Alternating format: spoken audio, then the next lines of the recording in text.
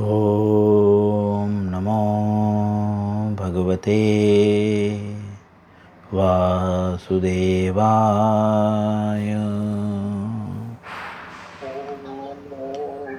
ॐ नमो भगवते वासुदेवाय।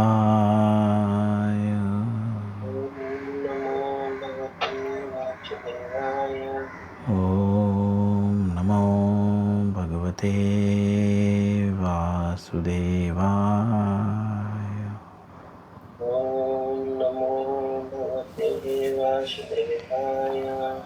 कृपया करके सभी लोग म्यूट करके रखें। साउंड म्यूट होना चाहिए। आपका आवाज़ मुझ तक ना आए, सिर्फ मेरा आवाज़ आप तक जाए। श्रीमद् भगवद गीता यथारूप अध्याय 7 भगवत ज्ञान अर्थात भगवान के विषय में ज्ञान। श्लोक संख्या 13। हम कल भी इस श्लोक पे चर्चा कर चुके हैं। आज हम श्लोक पढ़ेंगे, अनुवाद और तात्पर्य में प्रवेश करेंगे, क्योंकि कल हमने इस श्लोक पे चर्चा की थी। इसीलिए शब्दार्थ ना पढ़ के अनुवाद और तात्पर्य में प्रवेश करेंगे। प्रयत्न करें आप सभी लोग के सामने भगवद गीता हो और मेरे पीछे दोहराने का प्रयत्न करें। त्रिभिर्गुणमयी भावे रेभि सर्वमिदं जगत् मोहितं नाभिजानाति मामेभ्यः परं व्ययम्। पुनः एक बार। त्रिभिर्गुणमयैर्भावे रेभि सर्वमिदं जगत् मोहितं नाभिजानाति मामेभ्यः परं व्ययम्। पुनः। त्रिभिर्गुणमयैर्भावे रेभिः सर्वमिदं जगत् मोहितं नाभिजानाति मामेभ्यः परं व्ययम्। कृपया करके सभी लोग म्यूट करके रखें। किशोर जी प्लीज़ करके म्यूट करके रखें आपके साउंड को, प्लीज़। सभी लोग अपने साउंड को म्यूट करके रखें। किशोर जी आपका साउंड म्यूट होना चाहिए, और जैसे आपने वीडियो म्यूट किया है उसके बाजू में साउंड का भी ऑप्शन है, प्लीज़। Ji please.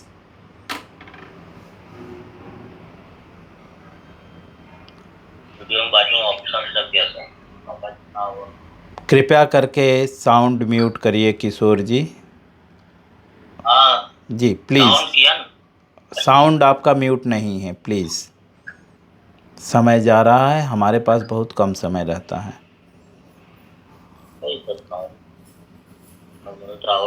जहाँ पे वीडियो का ऑप्शन है उसके ठीक बगल में साउंड का भी ऑप्शन है, वहाँ पे क्लिक करेंगे तो ऑप्शन आएगा, उसको क्लिक करेंगे फिर आप उसको म्यूट कर सकते हैं। जी, अगर नहीं समझ में आता तो पहले उसे सीख लीजिए, उसके बाद ट्राई कीजिए। धन्यवाद। वापस से म्यूट करिए।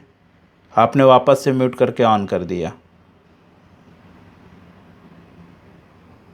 किशोर जी आपने म्यूट करके वापस से ऑन कर दिया। वापस से क्लिक करिए।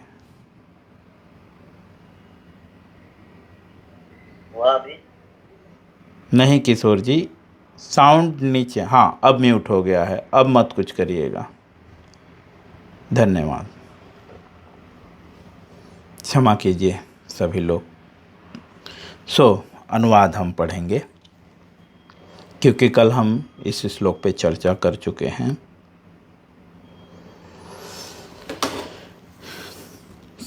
अनुवाद श्रील प्रभुपाद जी के द्वारा। 3 गुणों सतोगुण, रजोगुण तथा तमोगुण के द्वारा मोहग्रस्त यह सारा संसार मुझ गुणातीत तथा अविनाशी को नहीं जानता। इस शब्दों पे अनुवाद पे हम बहुत अच्छी तरह से कल चर्चा कर चुके हैं, सो हम तात्पर्य में प्रवेश करेंगे। तात्पर्य में श्रील प्रभुपाद जी इस श्लोक की व्याख्या करते हुए कहते हैं, सारा संसार प्रकृति के 3 गुणों से मोहित है। सारा संसार मतलब जो दृश्यमान जगत है, जो आपको दिख रहा है, ठीक है, ये सारा संसार जो है 3 गुणों से मोहित है। मोहित मतलब, मोहित का मतलब कल हमने क्या बोला था?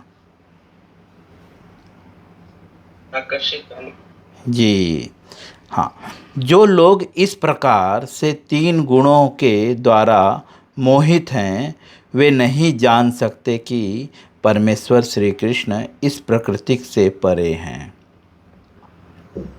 भगवान जो यहाँ पे बता रहे हैं तो उसका प्रभुपाद जी विश्लेषण करते हुए कहते हैं कि जो 3 गुणों से मोहित हैं, या तो वे 3 गुणों के अधीन हैं। मोहित मतलब अधीनता, एक शब्द में उसे अधीन भी कहा जाएगा।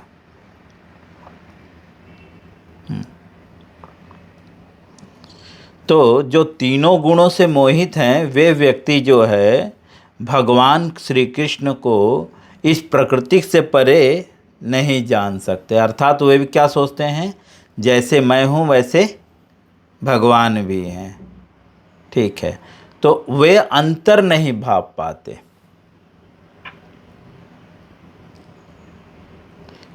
हालांकि भगवान बता चुके हैं इसके पूर्व कि भगवान 3 गुणों से परे हैं, गुणातीत हैं। गुणातीत का मतलब जो 3 गुणों से परे हैं, अर्थात जो 3 गुणों के कंट्रोलर हैं।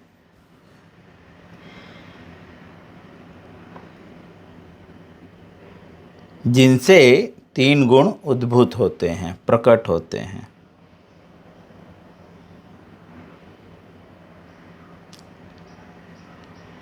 तो जो प्रकृति के 3 गुणों से मोहित हैं, अर्थात उनके अधीन हैं, वे भगवान श्री कृष्ण को प्रकृति से परे नहीं मानते। आगे श्रील प्रभुपाद जी लिखते हैं, प्रत्येक जीव को प्रकृति के वशीभूत होकर एक विशेष प्रकार का शरीर मिलता है। जो प्रत्येक जो जीव है, जो प्रकृति के वशीभूत होकर या हो गया है, वशीभूत मतलब उसके नियंत्रण में। किसके नियंत्रण में? जो प्रकृति के नियंत्रण में हो गया है, उसको जो है विशेष प्रकार का शरीर मिलता है और तदनुसार उसे एक विशेष मनोवैज्ञानिक अर्थात मानसिक तथा शारीरिक कार्य करना होता है।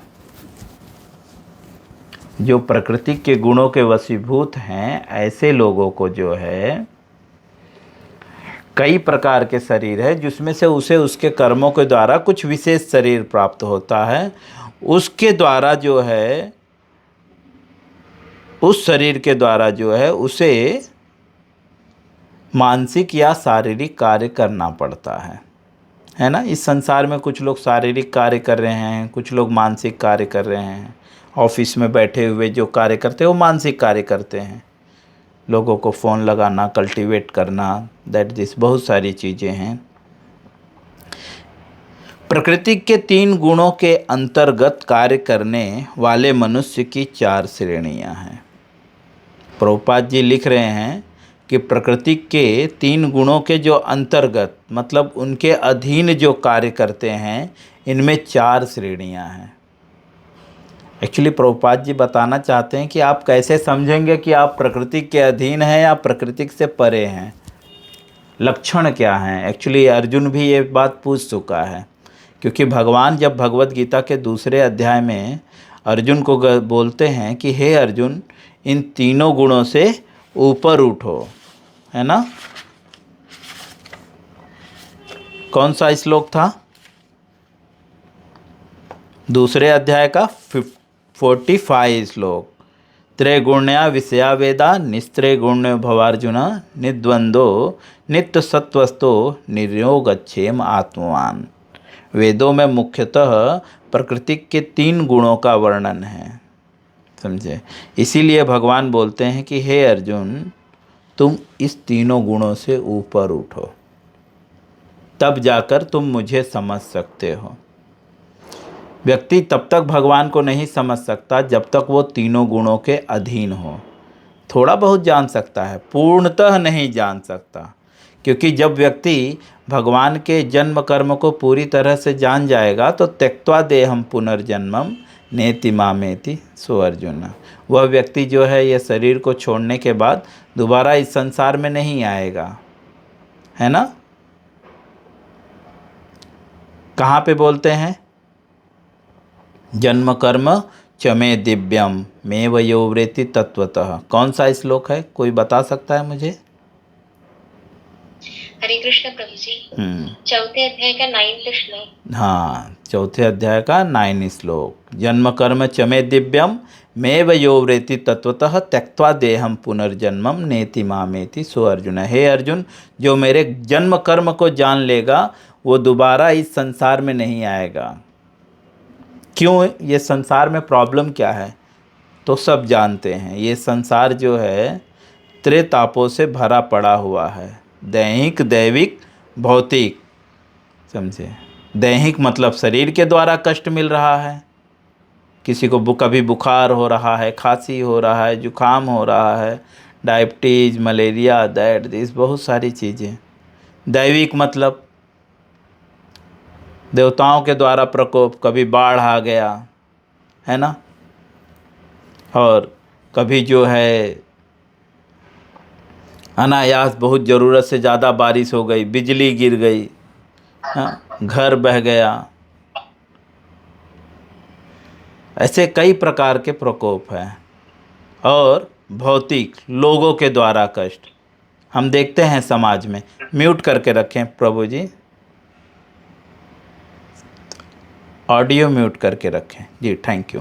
तो समाज के द्वारा भी हमें कष्ट मिल रहा है, न चाह के भी। कोई दुश्मनी नहीं है तो भी वो आपसे ईर्ष्या करने लग रहा है ना, आपको गिराना चाहता है, स्वाभाविक है।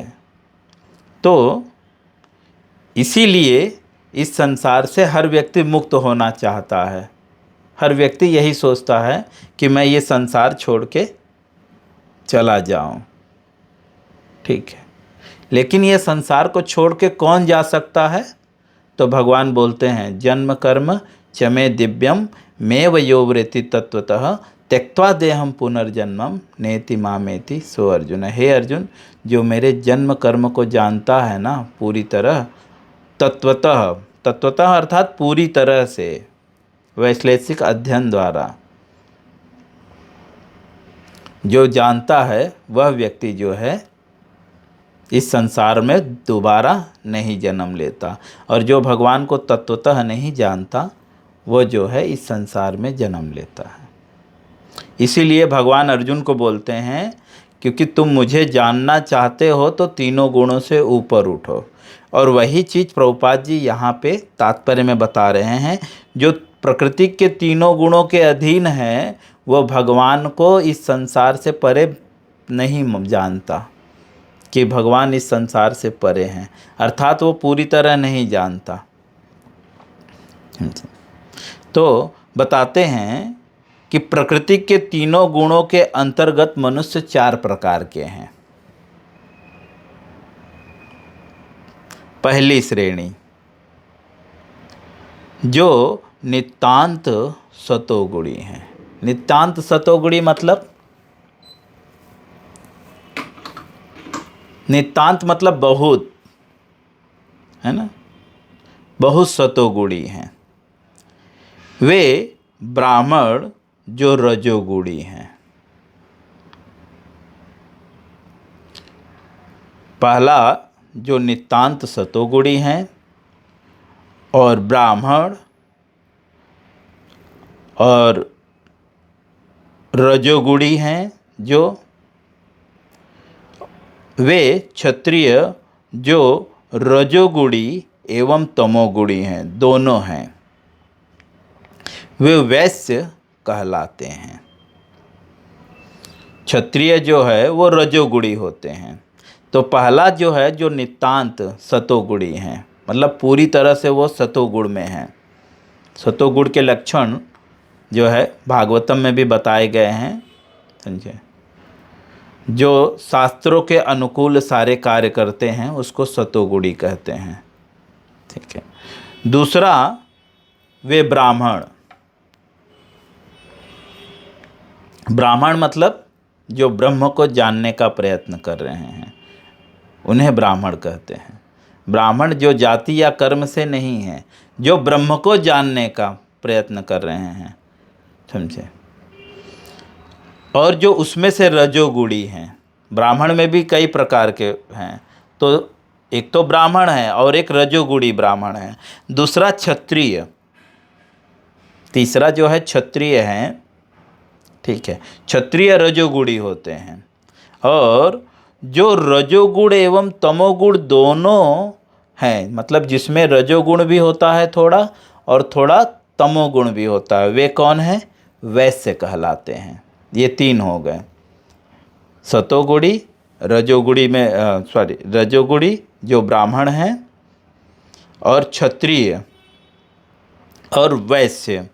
आगे लिखते हैं, तथा जो नितांत तमोगुणी हैं,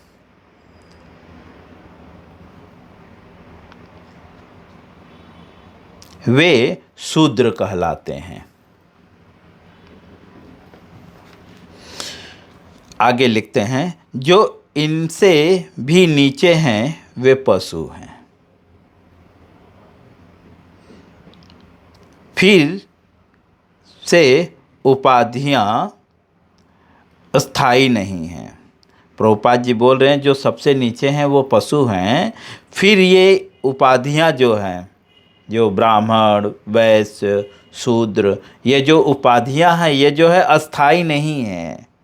मैं ब्राह्मण हूँ, क्षत्रिय हूँ, वैश्य हूँ, कुछ भी हो सकता हूँ, क्योंकि ये अस्थाई नहीं है, बदल सकता है। जैसा कि हमने इतिहास में देखा है, परशुराम जी ब्राह्मण घर में पैदा हुए थे, है ना, लेकिन उन्हें क्षत्रिय में गिना जाता है। और वहाँ पे ही एक विश्वामित्र जी थे जो एक्चुअली क्षत्रिय थे एक समय में, लेकिन कर्मों के द्वारा और तपस्या के द्वारा, वैदिक नियमों के द्वारा जो है वो ब्राह्मण में आ गए, है ना। तो इसीलिए बोल रहे ये अस्थाई नहीं है, बदल सकता है और यह बदलता रहता है। जो भी हो, यह जीवन नश्वर है। प्रभुपाद जी बोल रहे जो भी है, चाहे वो क्षत्रिय है, वैश्य है, या सतोगुणी है, तमोगुणी है, रजोगुणी है, कोई भी है, जो भी है, ये जीवन नश्वर है, ठीक है। आगे लिखते हैं, यद्यपि यह जीवन नश्वर है और हम नहीं जान पाते कि अगले जीवन में हम क्या होंगे, किंतु माया के वश में रहकर हम अपने आप को देहात्म बुद्धि के द्वारा अमेरिकन, भारतीय, रूसी, ब्राह्मण, हिंदू, मुस्लिम आदि कहकर सोचते हैं। प्रभुपाद जी बोल रहे हैं कि माया के वशीभूत होकर, माया मतलब ये मेरा है ना, ये शरीर से संबंधित प्रत्येक वस्तु को जो अपना मानता है, या ये शरीर को ही जो अपना मानता है, वह व्यक्ति माया में है। यही माया है। माया मतलब जो नहीं है आप उसे मान रहे हो, और जो वास्तविक है उसे आप नहीं एक्सेप्ट कर रहे हो, एक्चुअली वही माया है। भगवान ने भगवत गीता में ये नहीं कहा है कि तमोगुण माया है, रजोगुण माया है या सतोगुण माया है। माया है क्या? जो वास्तव में आपका नहीं है, आप उसे अपना मान बैठे हो, ये माया है। ठीक है, अगर वो सारी चीज़ें आप कृष्ण के लिए करने लगे, जैसे कुछ लोग बोलते हैं प्रभु परिवार माया है या मोबाइल माया है, कुछ लोग बोलते हैं मोबाइल माया है। आजकल के ज़माने में मोबाइल बहुत चल रहा है, मोबाइल माया है। लेकिन आप इसी मोबाइल के द्वारा आज हम इतने दूर बैठे हुए भी जो है भगवान के नाम का गुणगान सुन रहे हैं, तो यह माया है। ये तो हमें माया से निकाल रहा है, यही मोबाइल हमें माया से निकाल रहा है ना। तो माया जो है एक धारणा है, विचार का परिवर्तन ही। निजिरेंद्रिय तृप्ति वांछा तारे नाम काम, जो सेल्फ सेंस ग्रेटिफिकेशंस के लिए कार्य करते हैं वो प्रत्येक कार्य माया है, और जो कार्य आप कृष्ण के सेंस ग्रेटिफिकेशंस के लिए करते हैं वो प्रत्येक कार्य जो है दिव्य है या माया से परे है। तो जो माया में है, माया में अर्थात तो स्पष्ट रूप से प्रभुपाद जी क्लियर करते हैं, देहात्म बुद्धि। माया क्या है? देहात्म बुद्धि, मतलब मैं ये शरीर हूँ। ठीक है, ये एक्चुअल माया है। तो आगे और स्पष्ट करते हैं, मैं अमेरिकन हूँ, मैं भारतीय हूँ, मैं ब्राह्मण हूँ, हिंदू हूँ। जो ये भी बोल रहे हैं एक्चुअली वो भी इनडायरेक्टली माया में है। प्रभुपाद जी आगे और अच्छे से क्लियर करेंगे। मैं तो अभी तात्पर्य पढ़ा तो मुझे बहुत अजीब लगा था।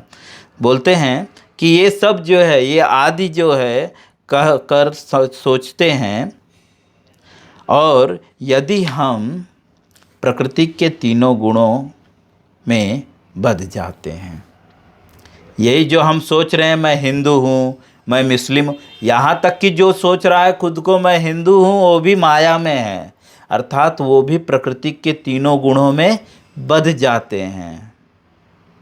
क्योंकि भक्त क्या सोचता है, 6वें अध्याय में भक्त क्या सोचता है बता चुके। भक्त क्या सोचता है? मैं तो भगवान का दास हूँ, है ना, मैं भगवान का दास हूँ। वास्तव में ये सारा कार्य भगवान कर रहे हैं, है ना। जीवर स्वरूप है नित्य कृष्णदास, चैतन्य महाप्रभु के शब्दों में। लेकिन वो ये नहीं सोचता मैं हिंदू हूँ, मैं मुस्लिम हूँ, बस स्वयं को कृष्णदास समझता है। समझे? भगवान स्वयं भगवत गीता में बता चुके हैं 6वें अध्याय में कि जीव जो है वह भगवान के अधीन है। आगे लिखते हैं, तो हम यह भगवान को भूल जाते हैं।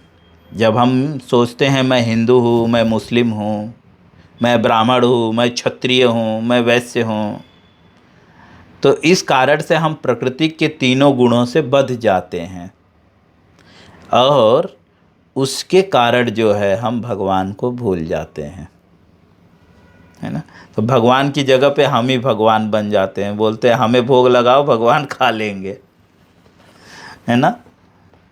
इसलिए कुछ कभी कभी ब्राह्मण लोग भी बोलते हैं ब्राह्मण के मुख से भगवान खाते हैं, और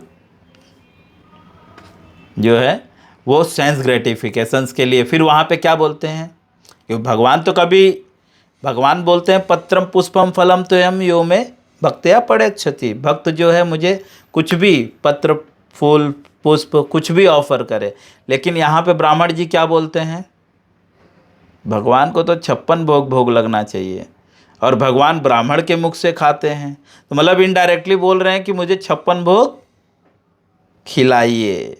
तो ये तो उनका सेंस ग्रेटिफिकेशन हुआ ना, वो निजी इंद्रिय तृप्ति के लिए कर रहे हैं। नहीं तो वो बोलते भाई पत्र पुष्प कुछ भी जल भी दे दोगे तो भी मैं संतुष्ट हूँ।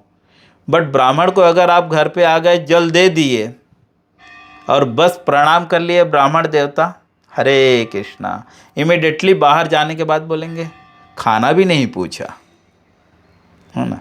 इसीलिए यहाँ पे प्रभुपाद जी सबको बोल रहे हैं ये प्रकृति के गुणों के जो है बंधन में हैं, बंधे हुए हैं ये सब प्रकृति के गुणों के द्वारा।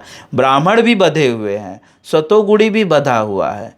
इसीलिए भगवान अर्जुन को बोलते हैं तीनों गुणों से ऊपर उठो, सतोगुण से भी ऊपर उठो बोल रहे हैं, है ना।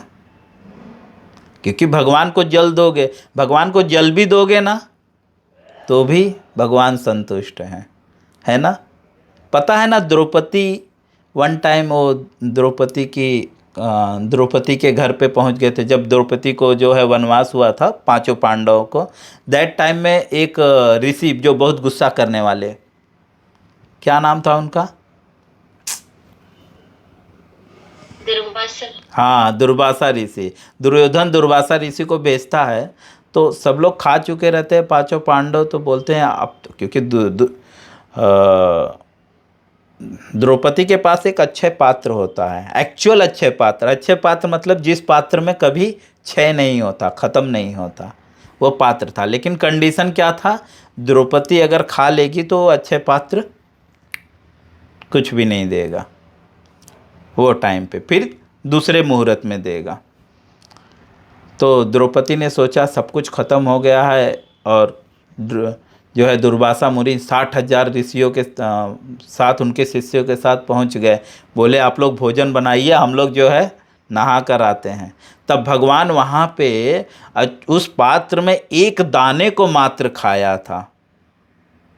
60,000 शिष्यों के साथ संपूर्ण ब्रह्मांड तृप्त हो गया। भगवान ने वहाँ डिमांड नहीं किया था, ठीक है। तो भगवान एक दाने से भी प्रसन्न होते हैं। तो वास्तव में जो प्रकृति के गुणों के परे है, वह व्यक्ति एक दाने से भी संतुष्ट हो सकता है विदाउट डिमांड, बिकॉज कि वो डिमांड ही नहीं करता, है ना। क्योंकि भक्त क्या होता है, आत्मनेव आत्मन तुष्ट प्रजहाति यदा कामान सर्वान पार्थ मनोगतान आत्मनेव आत्मन तुष्ट स्थिति प्रज्ञस्य दोच्यते। भक्त जो होता है वो आत्मा में संतुष्ट होता है। क्यों? क्योंकि वो स्वयं को भगवान का सेवक मानता है, क्योंकि वो तीनों गुणों से परे होता है। इसीलिए वो खाए या न खाए उसको फर्क नहीं पड़ता। इसीलिए भक्त को सर्वोच्च योगी कहा जाता है। छोटे मोटे योगी भी तो 12 साल नहीं खाते, 15 साल नहीं खाते, है ना। तो भक्त को सारे योगियों में श्रेष्ठ क्यों कहा जाता है? क्योंकि भक्त, ये योगी तो जबरदस्ती इंद्रियों को कंट्रोल करते हैं, लेकिन भक्त जो है स्वाभाविक इंद्रियों को वश में कर चुका रहता है, मन को मारता नहीं है, सब कृष्ण पे समर्पित कर देता है, वो आत्मा में संतुष्ट रहता है। इसीलिए वो तीनों गुणों से ऊपर होता है। और तीनों गुणों के ऊपर होने के कारण ये जो भूख प्यास भी लग रहा है ना, एक्चुअली ये तीनों गुणों के अंतर्गत है। जो तीनों गुणों से ऊपर होते हैं, सतोगुण रजोगुण तमोगुण, वे तो आत्मनेव आत्मन तुष्ट, आत्मा में संतुष्ट रहते हैं। तो यहाँ पे प्रभुपाद जी बोलते हैं वो प्रकृति के गुणों के बंधन में फंस जाता है, इस कारण से वो भगवान को भूल जाता है। सो हम यहीं पे स्टॉप करेंगे। मैं सोचा आज कंप्लीट करते पूरा, तो कल हम इसी श्लोक पे पुनः चर्चा करेंगे। हरे कृष्णा। किसी को इससे संबंधित कोई प्रश्न है तो पूछ सकता है, या कोई कमेंट या कोई सुझाव तो दे सकता है। हरे कृष्णा।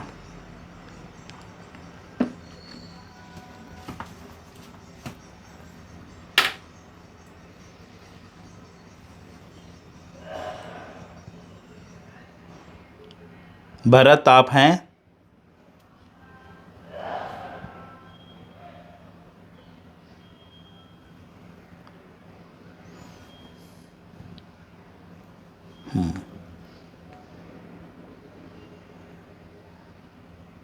किसी का कोई प्रश्न है? सब क्लियर है? हरे कृष्णा प्रभु।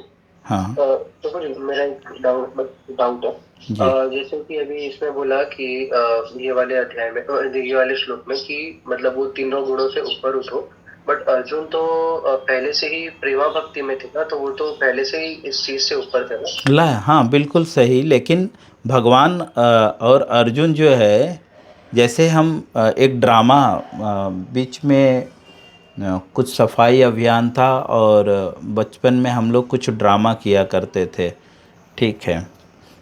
तो स्कूल के द्वारा कुछ कुछ ड्रामा होते थे, ठीक है। तो उसमें और हम लोग रामायण भी करते हैं, तो कोई सीता बनता है, कोई राम बनता है ना, कोई रावण बनता है, और कभी कभी ऐसा होता है कि कुछ खास दोस्त ही हमारा रावण बन जाता है। तो जब हम वहाँ पे शूटिंग करते हैं, जब स्टेज पे जो है हम वहाँ पे करते हैं ड्रामा, तो दैट टाइम में हम उसको रावण की ही भांति लेते हैं, है ना, और पब्लिक को जताने का प्रयत्न करते हैं कि राम कितने महान थे और वो व्यक्ति कितना गिरा हुआ है। बट एक्चुअली क्या जो व्यक्ति ड्रामा कर रहा है वो व्यक्ति वास्तव में रावण है? नहीं है। और जो व्यक्ति राम बना बैठा है, क्या वो वास्तव में राम है? नहीं है। अर्जुन देखे, मैंने कल इस श्लोक को कोड किया था, अर्जुन को भगवान शुरू में ही बोल दिए, क्या बोले कि मैं तुम्हें ये जो ज्ञान दे रहा हूँ ना, क्योंकि तुम मेरे भक्त हो और मेरे मित्र हो। तो वहाँ पे ही तो वे क्लियर कर दिए, भक्त हो मतलब भक्त के लक्षण क्या है, जो त्रैगुण्य वैस्या वेदा निस्त्रय गुण्यो भवार्जुना निद्वंदो नित्य, कैसा है, सॉरी दूसरे अध्याय का 56 श्लोक है ना, दुखेषु नुदुग्नमना सुखेषु विगति स्प्रिय वैतरागो भयो क्रोध स्थिति धी मुनिरुच्यते, जो त्रय तापों के होने पर भी विचलित नहीं होता, है ना, ये भक्त के लक्षण हैं। लाइक दिस श्रील प्रभुपाद विदेश में जा रहे हैं, 2 बार अटैक, वो विचलित नहीं हुए। हमें तो अटैक तो छोड़ दीजिए, बुखार हो जाता है तो हम काम पे नहीं जाते, नाम जब तो हम भूल जाते हैं, माला कहाँ है वो भी याद नहीं रहता, है ना। तो अर्जुन को भगवान बोलते हैं कि क्योंकि तुम मेरे भक्त हो और मेरे मित्र हो, इसलिए मैं तुम्हें ये ज्ञान दे रहा हूँ। तो वहाँ पे तो भगवान भी क्लियर कर चुके हैं कि आप जो है वास्तव में प्रकृति के गुणों के परे हो। लेकिन अर्जुन और भगवान समाज को सिखाने के लिए जो है, अर्जुन स्वयं को क्या बोल रहा है, और अर्जुन खुद ही प्रश्न कर रहा है कि प्रभु आध्यात्मिक चेतना में लीन व्यक्ति के क्या लक्षण हैं। अर्जुन प्रश्न कर रहा है, और उसी अध्याय में दूसरे अध्याय के 54 श्लोक में अर्जुन प्रश्न कर रहा है कि आध्यात्मिक चेतना में लीन व्यक्ति के क्या लक्षण हैं, है ना। तो एक्चुअली अर्जुन मुक्त थे, लेकिन अर्जुन हमें सिखाने के लिए इस तरह से क्वेश्चन कर रहे थे। ये वैदिक रीति है कि श्रेष्ठ व्यक्ति क्वेश्चन करता है, हर व्यक्ति क्वेश्चन नहीं करता। जैसे भागवतम, टाइम हो चुका है तो भी मैं बोलने का प्रयास करूंगा। भागवतम भी स्टार्ट हुआ तो परीक्षित महाराज ने पूछा, हर कोई राजा नहीं पूछा। परीक्षित महाराज कोई ऑर्डिनरी नहीं थे, एक छत्र राज्य था उनका, ठीक है। या तो वैदिक नियम है कि हमेशा श्रेष्ठ व्यक्ति क्वेश्चन करते हैं। सो ठीक है, हम यहीं पे स्टॉप करेंगे, कल इसके आगे चर्चा करेंगे। हरे कृष्णा।